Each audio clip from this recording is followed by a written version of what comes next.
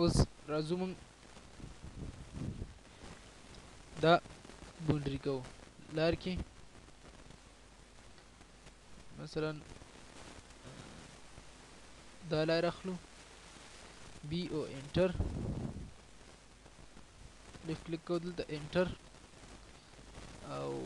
اوس راځو ریفول کمانډ اخلو سلیکټ آل انټر او لیفت کلیک دلته انټر ګوره یو سل دغه کې تاو کړل ته اوس راځو دبلیو ویو ته او دلته ګوره دا پایل ته لاندې پرته ده نو کولی شي چې دا صفر لایټ دې بند کو او راشو دلته اوس 3D روټیټ واخلو او دلته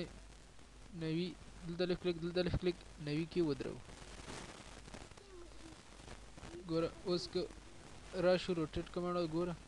داسې ډیزاین پکې جوړ شو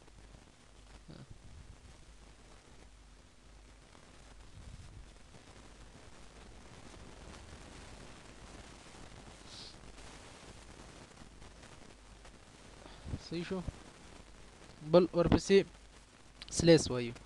دا ټول د منځه وړو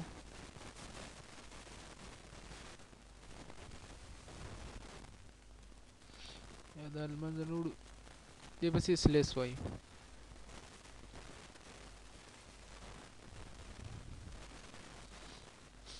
سلیس مثلا موږ سره یو بوکس موجود دی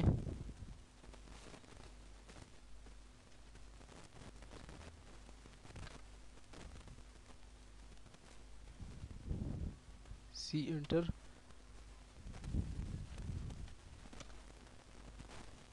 مثلا دا بوکس دی موږ سره 3D وار فریم واخو اوس راځو موږ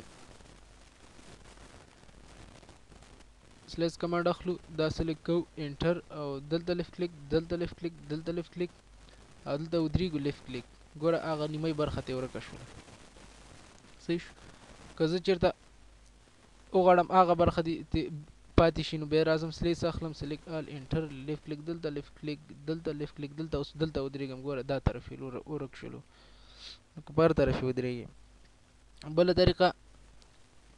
کمانډ اخلو سلیس سلیکټ آل انټر لیفت کلیک دلته او اوس راځو ا انټر بی انټر